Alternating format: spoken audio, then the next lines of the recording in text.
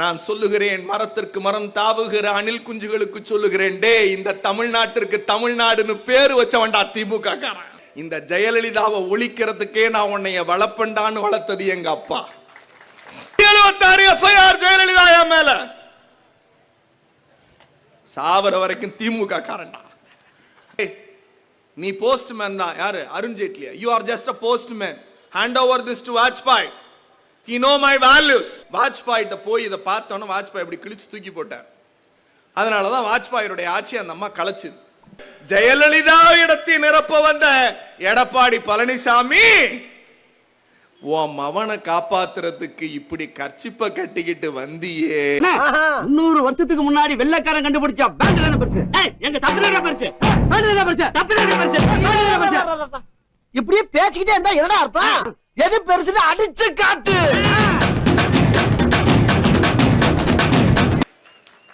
யாருகிட்ட வந்து என்ன பேசுறீங்க? இந்திரா காந்தி பீரங்கியோடு நிற்கிறார், கலைஞர் எழுதுகோளோடு நிற்கிறார். பீரங்கியால் குண்டு இருக்கிறது, கலைஞரின் பேனாவில் மை இருக்கிறது. கலைஞரின் பேனாவின் மையை பார்த்து தானடா இவ்வளவு கூட்டம் வந்தது. நாங்கள் மரத்திற்கு மரம் தாவுகிற குரங்கு கூட்டம் அல்ல, கொள்கை கூட்டம். இங்கே உட்கார்ந்து இருக்கிறார். ஒரு விஷயத்தை சொன்னார். நாங்கள் 5 திட்டங்களை வழிநடத்தி கொண்டிருக்கிறோம். அந்த திட்டங்களில் எவற்றை பேச வேண்டும் என்று சொன்னபோது நான் பாஜகவை பேச வேண்டும். ஏன் பாஜகவை பேச வேண்டும்? எல்லா மாநிலத்திலும் எப்படி சூழ்ச்சி அரசியல் செய்து மாநில அரசியலை கபலீகரம் செய்து சங்கிகளை நாற்காலியில் உட்கார வைத்து மாட்டு மூத்திரத்தையும் மாட்டு சாணியையும் தேசிய உடைமையாக மாற்றுகிற அயோக்கியத்தனத்தை தடுத்து நிறுத்த வேண்டும் என்றால் யாரை நீங்கள் ஆதரிக்க வேண்டும்? யாரை நீங்கள் ஆதரிக்க வேண்டும்? நான் வரலாற்றினுடைய பின்பக்கங்களுக்கு போகிறேன். திராவிட முன்னேற்ற கழகம் என்கிற மறவர் கூட்டம் நேற்றைக்கு இன்றைக்கு முளைத்த காளான் அல்ல. கொட்டுகிற மலையில் ராபின்சன் பூங்காவில் பேரறிஞர் அண்ணா சொன்னார், நான் இன்றைக்கு நடப்போவது ஒரு ஒட்டு மாஞ்செடி. இந்த மாஞ்செடி வளரும், இந்த செடியின் விதையை நசுக்குவார்கள், தூக்கி எறிவார்கள், கிழித்து போடுவார்கள். ஆனால் நாங்கள் நடுவது திராவிட முன்னேற்ற கழகம் என்கிற அந்த வீரிய விதை.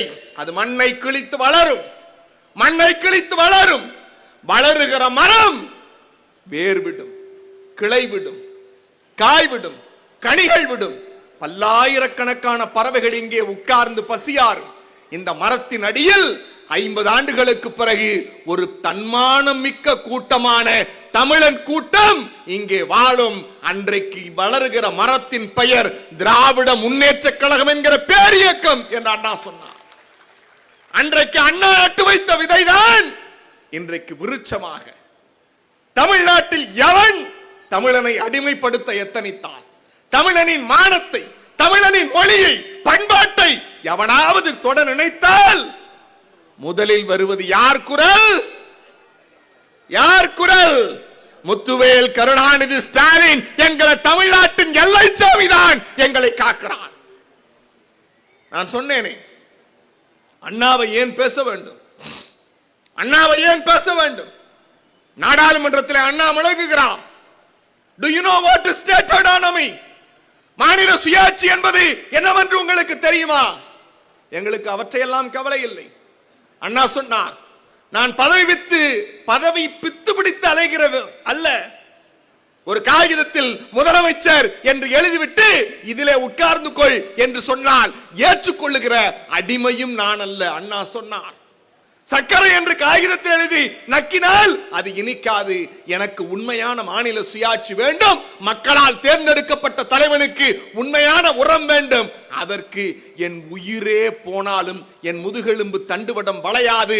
இந்த சுயேட்சை அதிகாரத்தை, சர்வாதிகாரத்தை வேறிருக்கிற போரில் முதல் களப்பலி இந்த அண்ணா துறையாகத்தான் இருப்பான் என்று அண்ணா சொன்னார். நெஞ்சை காட்டினார். சர்வாதிகாரம் எத்தனித்த போது சர்வாதிகாரத்தின் சிண்டை பிடித்து காலடியில் நசுக்கி இந்தியாவிலேயே ஒரு மாநில கட்சி ஆட்சிக்கு வந்ததென்றால் அது அண்ணாவின் தலைமையிலான திராவிட முன்னேற்ற கழகம் என்கிற பேரியக்கம். யாருக்கிட்டடா பேசுறீங்க நீங்க? திமுக காரன் யார் தெரியுமா? ஜவஹர்லால் நேருவை பார்த்து நாடாளுமன்றத்தில் நார் நாராய் கிழித்தவர் திமுகவின் தலைவர். அண்ணா பேசினார். I am belongs to a Dravidian stock. நான் திராவிட இனத்தை சார்ந்தவன். யாரு? இந்தியா ஒன்று, இந்தியாவிற்குள்ளே எல்லோரும் வாருங்கள், இந்தியாவில் இருக்கிறவர்களே நீங்கள் சாதி மதமற்றவர்களாக இந்தியாவிற்கு வாருங்கள் என்று சொன்னபோது ஒரு தலைவன் சர்தார் வல்லபாய் படேலை உட்கார வைத்துக் கொண்டு, ஏன் வாஜ்பாய், ஷிண்டே, ஜவஹர்லால் நேருவை வைத்து உட்கார்ந்து கொண்டு ஒரு தலைவன் சொன்னான், நான் திராவிட இனத்தை சார்ந்தவன், உங்களால் எங்களை ஒன்றும் செய்துவிட முடியாது, எங்கள் திராவிட நாடு கோரிக்கை வெற்றி பெறும். இன்றைக்கும் வெற்றி பெற்றிருக்கிறது. எப்படி என்று சொல்லுகிறேன். அப்படி அண்ணா முழங்கினார். அண்ணாவின் ஆட்சியை அழிக்க நினைத்தார்கள், அண்ணாவினுடைய பெயரை அழிக்க நினைத்தார்கள். அப்போது அண்ணா வீறு கொண்டு எழுந்து சொன்னார், என் நாட்டிற்கு நான் தமிழ்நாடு என்று பெயரிட்டிருக்கிறேன், என் நாட்டிற்கு நான் தமிழ்நாடு என்று பெயரிட்டிருக்கிறேன். தமிழ்நாடு என்கிற பெயர் வைக்கிற போது ஒரு நாட்டுக்குள்ளேயே இன்னொரு நாடா என்று கேட்டார்களாம். இது திராவிட நாடின் மறுவடிவம் தான். இந்த தமிழ்நாடு என்கிற பெயரை எவனாவது மாற்ற நினைத்தால் அவனை தமிழ்நாட்டு மக்கள் சும்மா விட மாட்டார்கள். அப்படி அவனுக்கு ஒரு அச்சம் வருகிற வரை இந்த அண்ணா துறைதான் ஆளுகிறான் என்ற அர்த்தம் என்று அண்ணா சொன்னார். நான் சொல்லுகிறேன், மரத்திற்கு மரம் தாவுகிற அணில் குஞ்சுகளுக்கு சொல்லுகிறேன், டே இந்த தமிழ்நாட்டிற்கு தமிழ்நாடுன்னு பேரு வச்சவன்டா திமுக காரன். யாருகிட்ட வந்து என்ன பேசுறீங்க? திமுக காரனுடைய வரலாறு தெரியுமா? நான் ஏன் அண்ணாவை சொன்னேன்? அண்ணாவிற்கு பிறகு கலைஞர், மிசா கொடுமைதான் நமக்கு இன்றைக்கு ஒப்பாரும் மிக்காரும் இல்லாத தலைவரான முத்துவேல் கருணாநிதி ஸ்டாலினை கொடுத்தது. அந்த மிசா கொடுமை வந்தபோது என்ன நடந்தது? கலைஞர் சொன்னார், இந்திரா காந்தி பேசுறாங்க, நீ எங்களுக்கு கொஞ்சம் ஆதரவு கொடுங்க, எங்களுக்கு ஆதரவு கொடுங்க. அந்த ஆதரவு கொடுத்தீங்கன்னா உங்க ஆட்சியை தேர்தலே இல்லாம இன்னும் ஒரு பீரியட் எக்ஸ்டெண்ட் பண்றேன்னு சொன்னப்ப நாற்காலி முக்கியம்னு அன்னைக்கு கலைஞர் நினைச்சிருந்தாருன்னா வாங்க கொடுங்கன்னு கையெழுத்து போட்டு வந்திருப்பாரு. நாற்காலியை விட இந்த நாட்டின் ஜனநாயகம் முக்கியம், இந்த நாட்டில் ஆளுகிற மக்களின் ஜனநாயகம் முக்கியம்னு சர்வாதிகாரத்திற்கான தொடக்க நாள்னு தலையங்கம் எழுதுறது இந்தியாவிலேயே ஒரே பத்திரிகை கலைஞரின் மூத்த பிள்ளை முரசொலிதான். இந்திரா காந்தி பீரங்கியோடு நிற்கிறார், கலைஞர் எழுதுகோளோடு நிற்கிறார். பீரங்கியால் குண்டிருக்கிறது, கலைஞரின் பேனாவில் மை இருக்கிறது. கலைஞரின் பேனாவின் மையை பார்த்துத்தானடா இவ்வளவு கூட்டம் வந்தது. நாங்கள் மரத்திற்கு மரம் தாவுகிற குரங்கு கூட்டம் அல்ல, கொள்கை கூட்டம். கலைஞருக்கு பிறகு எம்ஜிஆர் இந்திரா காந்திக்கு ஈல்டானார். அதான் வரலாறு. ஏன் கட்சியை உடைச்சா? உலகம் சுற்றும் வாலிபன்ல அந்த அந்நிய செலாவணி கேஸுக்காக தான் போய் காலில் விழுந்தது. வரலாறு இது. நான் அதுக்கு போகல. அடுத்து எம்ஜிஆருக்கு பிறகு தமிழ்நாட்டு அரசியல் ஜெயலலிதாவை எனக்கு பிடிக்காது. எங்க அப்பா டிரான்ஸ்போர்ட்ல வேலை பார்த்தார். முடிச்சிட்டு எப்பவுமே தீபாவளிக்கு எல்லாரும் வெடிவெடிச்சுக்கிட்டு இருப்பாங்க. நைட்டு டியூட்டி முடிச்சிட்டு வர்றப்போதான் எங்களுக்கு புது டவுசர் சட்டை. அந்த புது டவுசர் சட்டையை வாங்குறதுக்கு சின்ன பையனா எங்க அப்பா எப்போ வருவாரு, போன் எல்லாம் கிடையாது, எங்க அப்பா எப்போ வருவாருன்னு வாசல்லே இருப்போம். என் தங்கச்சியோட நிக்கிறப்ப இரு அப்பா நமக்கு Dress வாங்கிட்டு வந்துருவாருன்னு. எங்க அப்பா மாரியம்மன் கோயில் கிட்ட வந்துட்டாரு, செந்தநீர்வர மாரியம்மன் கோயில் கிட்ட வந்துட்டாரு. எங்க அப்பாவை போலீஸ் பிடிச்சி வண்டியில தூக்கி போடுது. நாங்க கதறோம். எங்க அம்மா நெஞ்சில அடிச்சுக்கிட்டு அழுகுறாங்க. அம்மா ஏம்மா அப்பாவை போலீஸ் பிடிச்சிட்டு போகுது? எங்க அப்பா சொன்னாரு, ஜெயலலிதா எஸ்மா டெஸ்மா சட்டத்துல அப்பாவை கைது பண்ணிட்டாடா, உனக்கு இந்த வருஷம் தீபாவளி இல்லைன்னு வருப்பத்தப்படாத, இந்த ஜெயலலிதாவை ஒழிக்கிறதுக்கே நான் உன்னைய வளப்பண்டான்னு வளர்த்தது எங்க அப்பா. 176 எஃப்ஐஆர் ஜெயலலிதா என் மேல. சாவர வரைக்கும் திமுக காரண்டா. எங்களை பார்த்து நீங்க என்ன நினைச்சிட்டு இருக்கீங்க? அப்படிப்பட்ட ஜெயலலிதாவை இங்க குறிப்பிடுகிறேன்னா, mister Arun Jaitley, the law minister of union, தேசத்தினுடைய லா மினிஸ்டர் யாரு? அருண் ஜேட்லி. ஒரே ஒரு போன் தான், பிஜேபியினுடைய அருண் ஜேட்லி ஓடி வரார் போயஸ் தோட்டத்துக்கு. எப்படி தெரியுமா? போயஸ் கார்டன் கதவு திறக்கல, சென்ட்ரல் மினிஸ்டர் அப்பாயின்மெண்ட். இந்த அம்மா கூப்பிடுது, கதவு திறக்க மாட்டேங்கிறாங்க. போன்ல அடிக்கிற எங்க சென்ட்ரல் மினிஸ்டர் வந்துட்டாருங்க, யூனியன் மினிஸ்டர், நீங்க தான் அப்பாயின்மெண்ட் கொடுத்தீங்க, வெயிட் பண்ணட்டும். 1 மணி நேரம் ஆகுது, வெயிட் பண்ணட்டும். 2 மணி நேரம் ஆகுது, எங்க சொல்லுங்க வந்து. அம்மா எப்ப முழிக்கிறாங்களோ அப்பதான் சொல்ல முடியும், நீ வெயிட் பண்ணு. 3 மணி நேரம் ஆச்சு. அதுக்கப்புறம் அம்மா இப்பதான் காப்பி குடிக்கிறாங்க. சென்ட்ரல் மினிஸ்டர் வாசல்ல நிக்கிறாரு, போயஸ் தோட்டத்து வாசல்ல, பிஜேபி கவர்மெண்ட். 3.5 மணி நேரம் கழிச்சு கதவு திறக்குது. அருண்ஜேட்லி உள்ள போனார். ஒரு லெட்டர் அந்த அம்மா கொடுத்துச்சு. இந்தா இந்தா புடி. என்னங்க?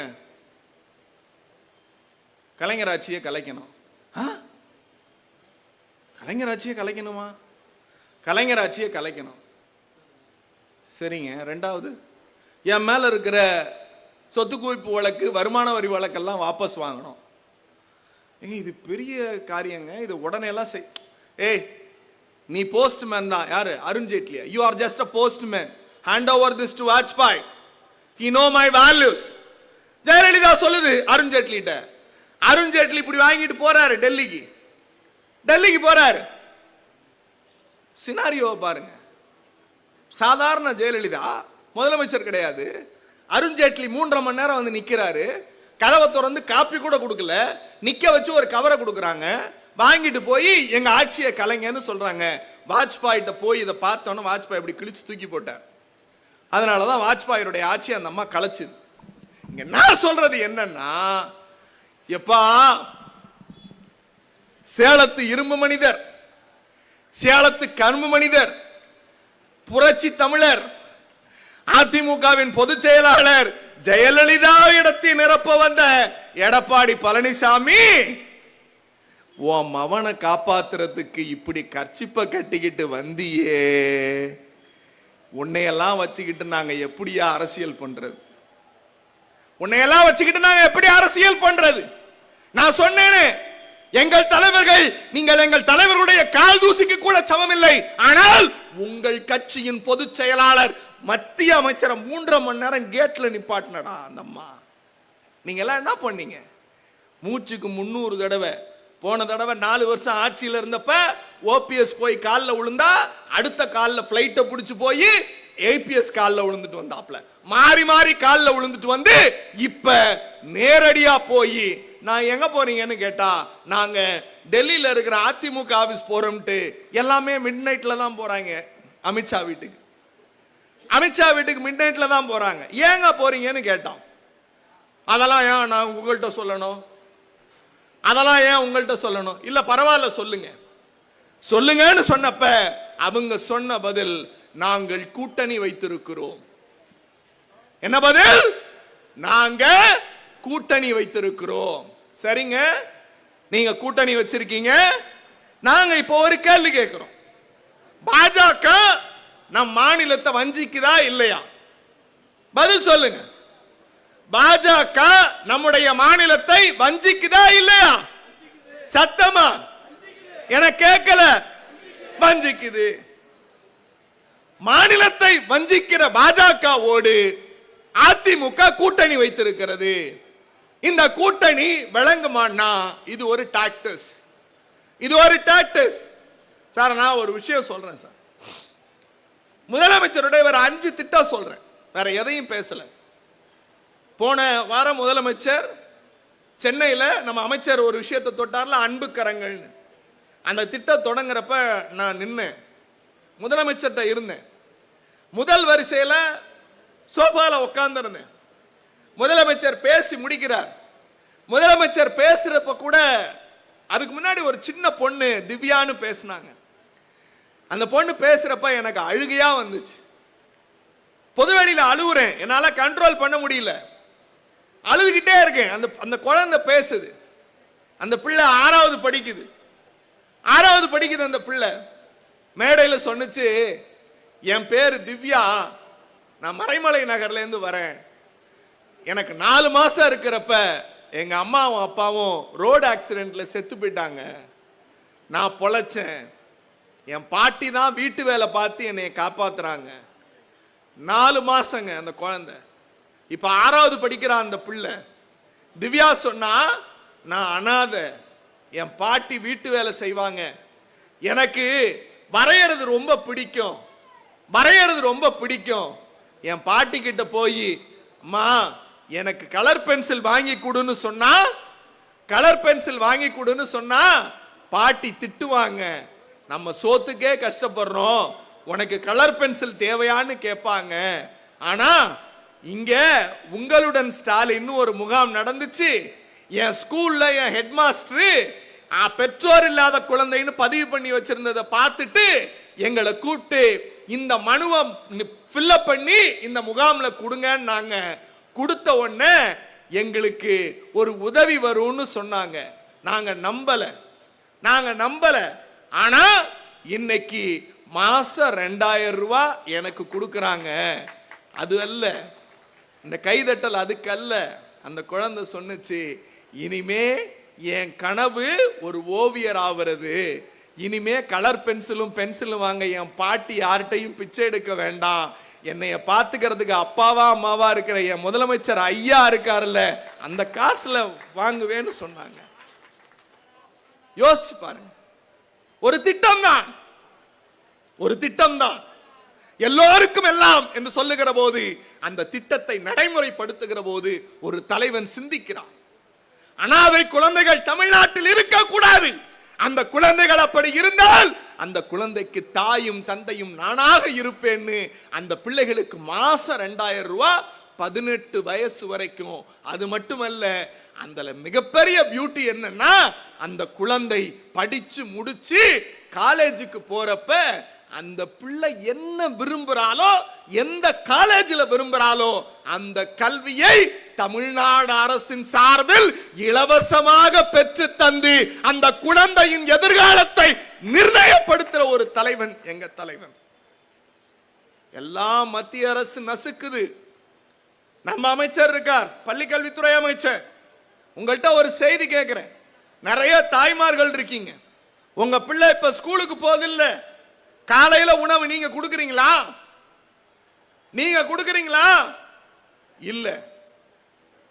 இல்ல. நம்ம பிள்ளை ஸ்கூலுக்கு போகுது, ஸ்கூலுக்கு போனா அங்க பிள்ளைக்கு காலையில உணவு பரிமாறப்படுது. எதுக்கு உணவு கொடுக்கப்படுகிறது? படிக்கிற குழந்தை பசியோடு படிக்க கூடாது, அவ்வளவுதான், சிம்பிள். குழந்தைக்கு பசி வரக்கூடாதுங்க. அதுக்கு தொடக்க கல்வியில் இருக்கிற எல்லா பிள்ளைக்கும் சாப்பாடு, காலை உணவு திட்டம் கொடுக்கிறோம். இது மனிதநேய திட்டமா இல்லையா? மிக முக்கியமான திட்டம். இந்த திட்டத்துக்கு மத்திய அரசின் சார்பில் வரவேண்டிய நிதி நிப்பாட்டிட்டான். நம்ம அமைச்சர்ல இருந்து எல்லாரும் போய் டெல்லியில கேட்கிறோம். அதுக்கு டெல்லியில கேட்டதுக்கு மத்திய அமைச்சர் என்ன தெரியுமா சொன்னார்? நீங்க ஹிந்தி படிங்க, உங்களுக்கு நிதி தரோம்னார். ஹிந்தி படிங்க, நிதி தரோங்கிறார். எந்த நிதியை நிப்பாட்டுறாரு? நம்ம பிள்ளைகள் சாப்பிடுகிற நிதி, நம்ம பிள்ளைகள் ஸ்கூலுக்கு கட்டுற நிதி, நம்ம பிள்ளைகளுக்கு வர ஸ்மார்ட் போர்டு, நம்ம வரி பணத்திலிருந்து மத்திய சர்க்கார் கொள்ளையடிச்சிட்டு போகிற நிதி சுமையில நமக்கு வர வேண்டிய பணத்தை தர மறுக்கிறான். அப்படி கேட்டா நீ இந்தி படி, நான் பணம் தரேங்கிறான். இந்தி படிச்சு நமக்கு அந்த காசு வேணுமா? பதில் சத்தமா?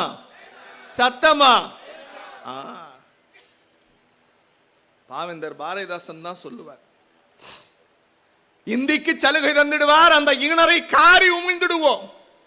இந்திக்கு சலுகை தந்திடுவார், அந்த ஈனரை காரி உமிழ்ந்திடுவோம். இப்புவி தோன்றிய நாள் முதலாய் எங்கள் இன்பத் தமிழ் உண்டு கண்டீர், தப்புழைத்தோர் எங்கு வாழ்ந்ததில்லை. இந்த தான் தோன்றிகளுக்கு என்ன ஆணவமா? எப்பக்கம் வந்து புகுந்து விடும் இந்தி, எத்தனை பட்டாளம் கூட்டி வரும். அற்பம் என்போம் இந்திதனை, அதன் ஆதிக்கம் தன்னை வேறறுப்போம். இந்தி படிச்சாதான் காசுன்னா நீங்க சொல்றீங்கல்ல, உங்க குரலுக்கு முன்பாக உங்கள் பிரதிநிதியாக தமிழ்நாட்டின் தலைவன், திராவிட மாடல் முதலமைச்சர் முத்துவேல் கருணாநிதி ஸ்டாலின் சொன்னார், டேய் இந்தி படிச்சாதான் நீ 2000 கோடினா, நீ 10,000 கோடி கொடுத்தாரு நான் அதை ஏத்துக்க மாட்டேன், என் பிள்ளைகளுக்கான காசை நானே கொடுக்கிறேன்னு சொன்னது தலைவன். யாரை எதிர்க்கிறார்? மத்திய அரசை எதிர்க்கிறார். மத்திய அரசை எதிர்க்கிறார். நம் இயக்க தலைவர்கள் மீதெல்லாம் இடி, சிபிஐ, ஐடி ரைட். எவனுக்கு முதுகெலும்பு இல்ல, எவனுக்கு முதுகெலும்பு இல்ல.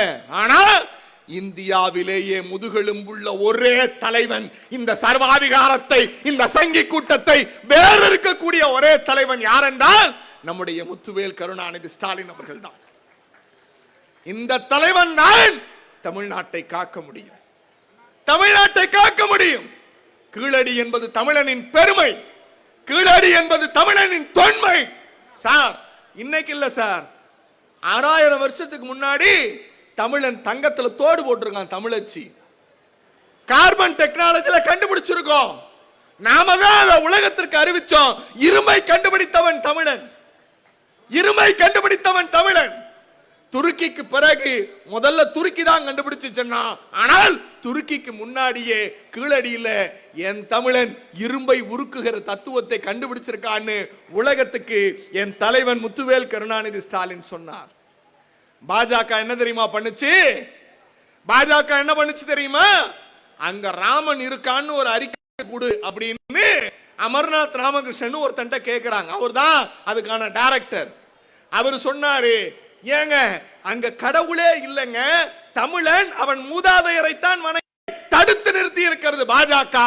அந்த பாஜகவோடு இந்த அடிமை அதிமுக கூட்டணி வைக்கிறது. எங்கள் மாநிலத்திற்கு வர வேண்டிய நிதியை தடுத்து நிறுத்தி இருக்கிறது பாஜக, அதனோடு கூட்டணி வைத்திருக்கிறது இந்த அதிமுக அடிமை கும்பல். மாநிலத்திற்கு எதிராக சட்டத்தை இயற்றுகிறது, மாநில சுயாட்சியை நசுக்குகிறது பாஜக, அதனோடு கூட்டணி வைத்து அமித்ஷா கொண்டு வந்தார் என்பதற்காக அந்த சட்டத்தை ஆதரிக்கிறேன் என்று சொன்னது இந்த அடிமை அதிமுக கும்பல். சிறுபான்மையின மக்களுக்கு எதிராக சிஏஏவை கொண்டு வந்தது பாஜக. அந்த கூட்டத்தோடு அன்றைக்கு ஆதரவு வாக்களித்து விட்டு தேர்தலுக்கு தேர்தல் நாடகமாடி இன்றைக்கு அதே அதிமுக அடிமை கும்பல் பாஜகவோடு கூட்டணி வைத்திருக்கிறது. இந்த ஒப்பீட பாருங்க. இதெல்லாம் ஏன் செஞ்சீங்கன்னா, தான் மகனையும் தான் சம்பந்தியும் காப்பாத்துறதுக்கு எடப்பாடி பழனிசாமி. ஆனா என் கலைஞர் என்ன தெரியுமா பண்ணார்? மிஸ்ஸால கலைஞரை அடிக்கணும்னா கலைஞரை கைது பண்ணக்கூடாது, அவர் மகனை கைது பண்ணுன்னு இந்திரா காந்தியோட இன்ஸ்ட்ரக்ஷன்ல அவர் மகன் ஊர்ல இல்ல, வந்த உடனே நானே சொல்லி அனுப்புறேன்னு சொன்ன தலைவன் தான் எங்கள் முத்தமிழறிஞர் டாக்டர் கலைஞர். அப்படி போன தலைவன் தான் இன்றைக்கு தமிழ்நாடு மட்டுமல்ல உலகமெங்கும் இருக்கிற திராவிட பெருங்குடி மக்களினுடைய ஒப்பாரும் இக்காரும் இல்லாத தலைவனாக முத்துவேல் கருணாநிதி ஸ்டாலினாக நிற்கிறார். அந்த தலைவன்கிட்ட போய் உங்க மிரட்டல் உருட்டெல்லாம் பாதிக்குமா? நான் உங்களுக்கு ஒரு செய்தி சொல்லுகிறேன்.